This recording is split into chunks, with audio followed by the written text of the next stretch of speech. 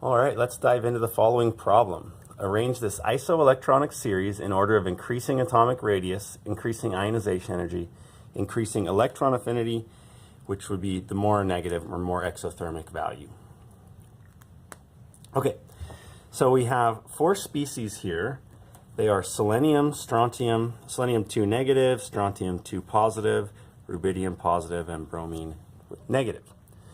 So isoelectronic actually means that they're going to have the same total number of electrons. So let's look at how this works. Let's find these on our periodic table. We'll look for selenium first. It's right here. So selenium originally had 34 protons and 34 electrons.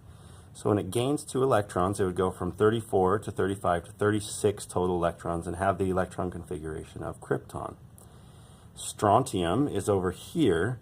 It normally had 38 electrons, but when it became a 2 positive, it went down in number of electrons from 38 to 37 to 36 to have the same electron configuration as krypton. Bromine, same way. Bromine negative is gaining 1 electron as krypton. Rubidium is the same way as well. Losing 1 electron makes it have the same electron configuration as krypton.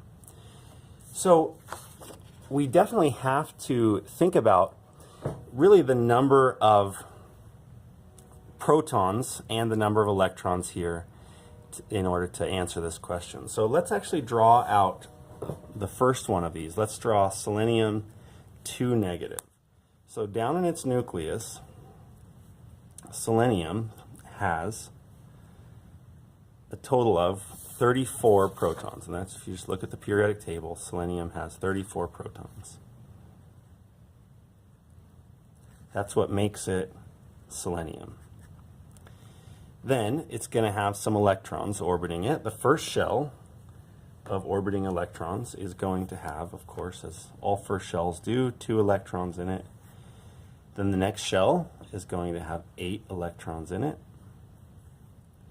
The next shell after that is going to have 18 electrons in it because it's got a full set of S, P, and D electrons.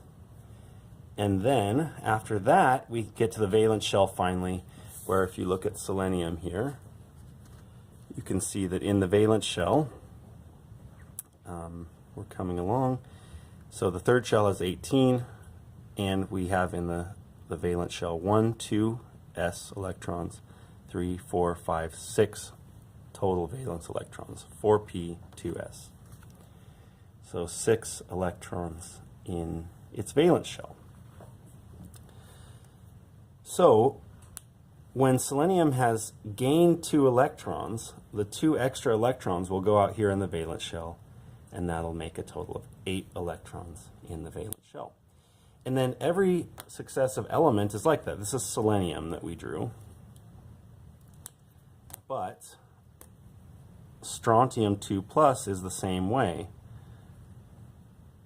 except that strontium has a total of 38 protons. So it has 38 protons in its nucleus, and then when you start putting in the electrons around it, it's 2 electrons in that first shell. Then it has 8 electrons in the next shell, and then 18 electrons in the next shell, and 8 electrons in the next shell. And it had extra electrons out in the next shell, but it lost those 2 to become strontium-2+. Just like selenium gained 2 electrons to become selenium-2 negative. So when we're analyzing this, we're talking about the order of increasing atomic radius. So if we were just going to look at these two, they have the exact same electrons attached to them. So 2 electrons first shell, 8, 18, and 8. So 4 shells of electrons, 8 electrons in the outer shell. There's nothing different about their electrons. The only difference is what's going on in their nucleus. And you can think about it just in terms of the raw number of electrons, or you can calculate an effective nuclear charge on those outer shell electrons. So if you just think about it, the raw number of protons here, 34 protons attracting these electrons, then which one would be bigger? Well, 34 protons attracting those electrons would pull them in tight to the nucleus, but 38 protons attracting all those electrons would pull them in even tighter, closer to the nucleus. So out of the two of these, we would expect the one with more protons to be the smaller overall atomic radius, and the one with less protons to be the bigger of the two. And as we look at the other two in the series, they would just be that same thing that we're looking at. Rubidium has 37 protons,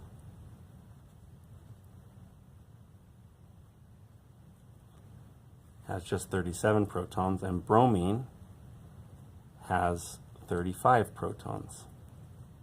And their electron configurations are exactly the same. They've got the three full electron configurations,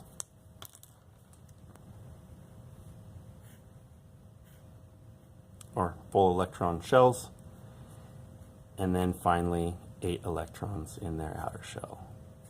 3 full electron shells, and then finally 8 electrons in their outer shell. So to determine which one is biggest and smallest, we still just only have to look at the number of protons.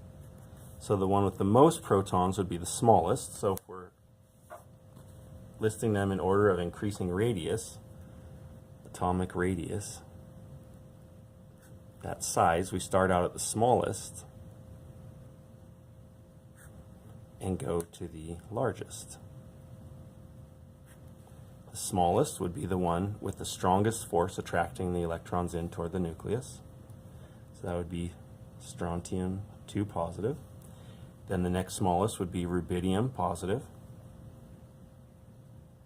because it has 37 protons attracting all those electrons in toward its nucleus. Then the next one would be the bromide. And the last one would be the selenide. Before we go on, I want to talk about the effective nuclear charge again and throw that in. These 34 protons are attracting all of those electrons, but the ones in the very far outer shell are also experiencing a repulsion from the electrons in between the nucleus and themselves.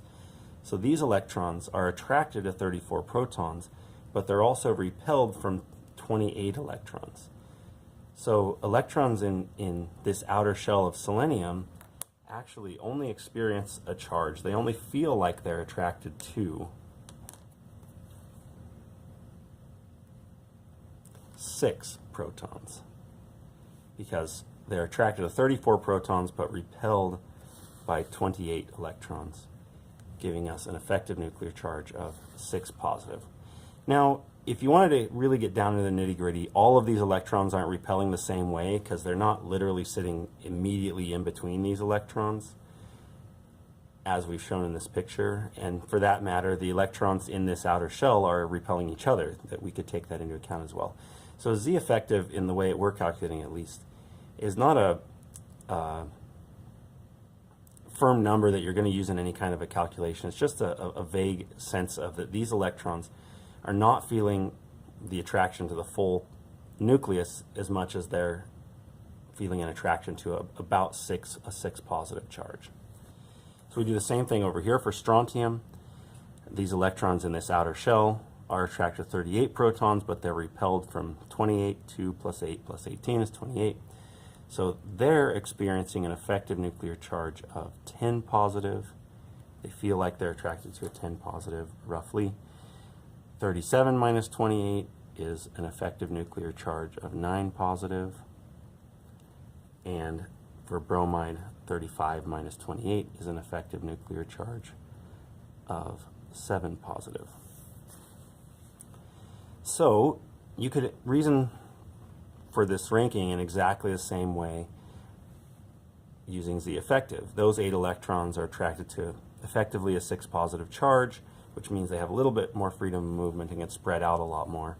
And these ones are attracted to an effective nuclear charge of 10, so they're feeling a much stronger attraction, or held much more tightly toward the nucleus of this particular atom. That's why it's the smallest. That's why this one over here is the largest.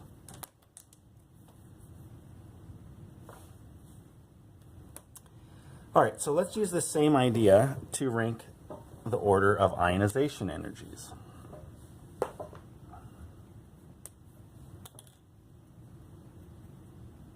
And when we're talking about ionization energies here, we're talking about the first ionization energy.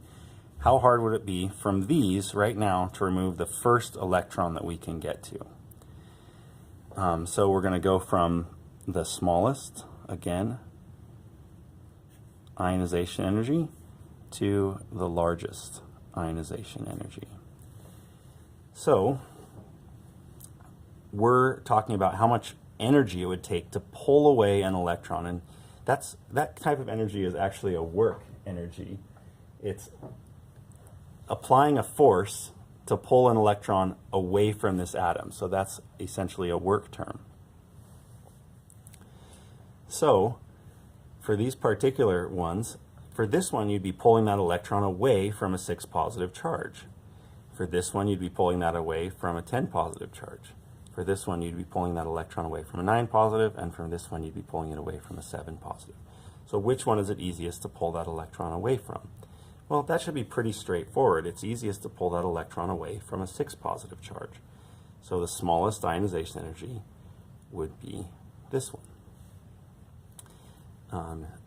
And then the same way, the next smallest would be bromide, because you're pulling it away from a 7 positive charge. The next smallest would be the rubidium ion, because you're pulling it away from a 9 positive, and the last one would be the strontium, because you're pulling it away from a 10 positive charge. So that would be the trend in ionization energies. The last one we wanted to look at is the trend in electron affinities.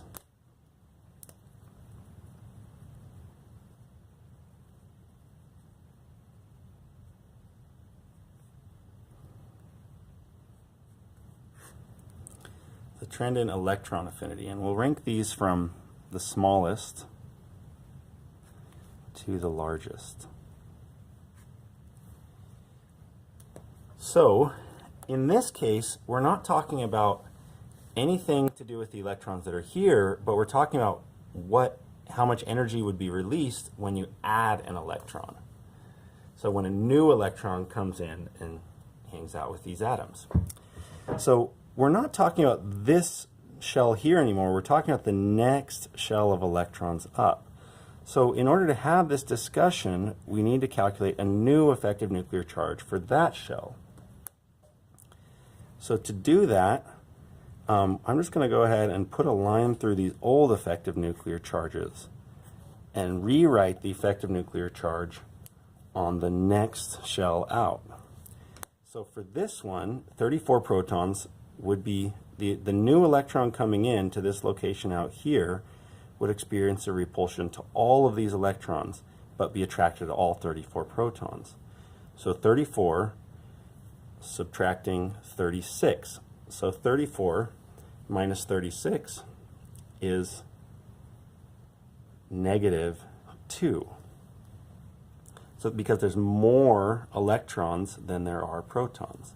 Here is the opposite, where there's 36 electrons but 38 protons. So the effective nuclear charge on a new electron coming in out here would be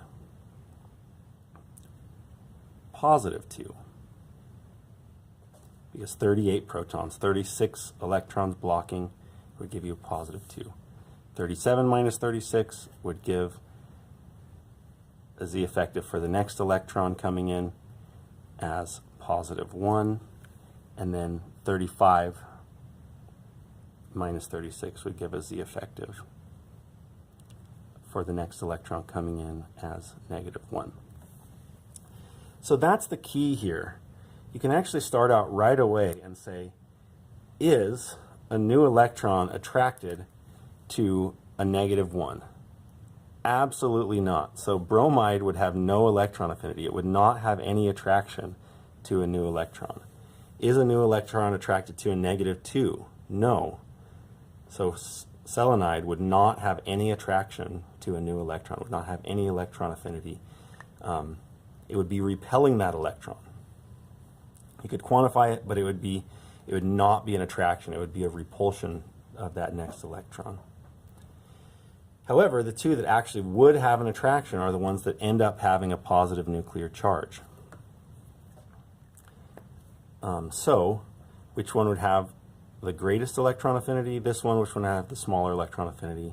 This one. So you could just rank from smallest to largest in those terms. I'm running out of a little space here, so I'm just going to rank it here. The smallest of these two's electron affinity would be Rb positive, rubidium positive, and the next smallest would be strontium 2 positive, which is the larger of the two. And then a chemist would not, anything that has a net repulsion, we would not even try to quantify that. We would say these have no attraction to an electron, and we would just leave it at that. Thank you.